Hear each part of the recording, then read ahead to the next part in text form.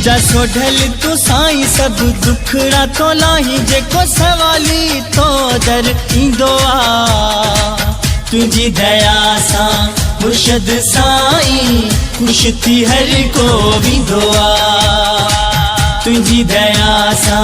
सोढल साईं खुश थी हर को विंदो आ मुंजा सोढल तू साईं सब दुखड़ा तो लाही जेको सवाली तो दर इंदो आ तुझी दया सा मुर्शद साईं खुश थी हर को विंदो आ तुझी दया सा सोढल साईं खुश थी हर को विंदो आ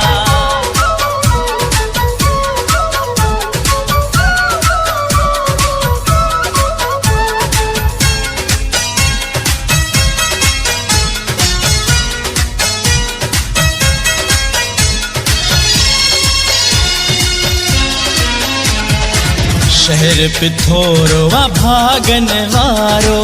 जह में आ मुर्शद साईं जो द्वारो शहर पिथोरो वा भागन वारो जह में मुर्शद साईं जो आ द्वारो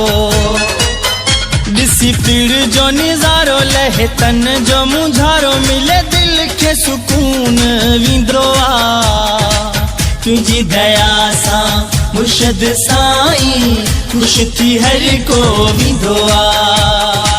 तुझी दया सा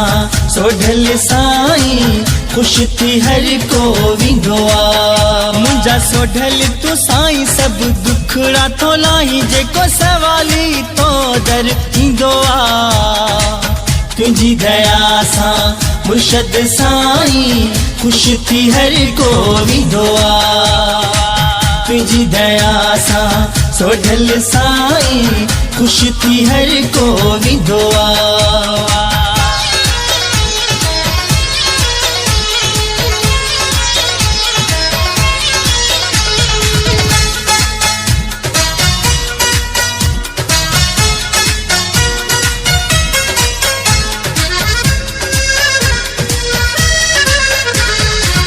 जेते हूँ मुर्शद थिए थो राजी सोई खटे थो हारल बाजी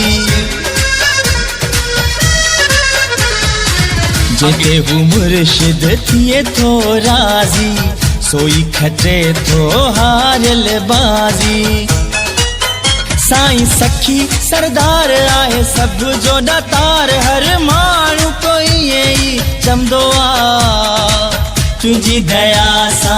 मुर्शद साईं खुश थी हर को विंदो आ तुझी दया सा सोढल साईं खुश थी हर को विंदो आ मुंजा सोढल तू साईं सब दुखड़ा तो लाही जेको सवाली तो दर इंदो आ तुझी दया सा मुर्शद साईं खुश थी हर को विंदो आ तुझी दया सा सोढल साईं खुश थी हर को विंदो आ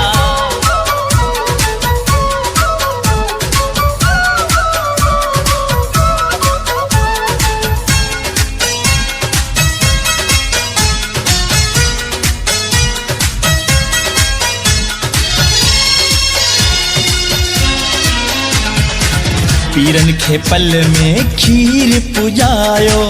राई ऐं दाम जो कष्ट मिटायो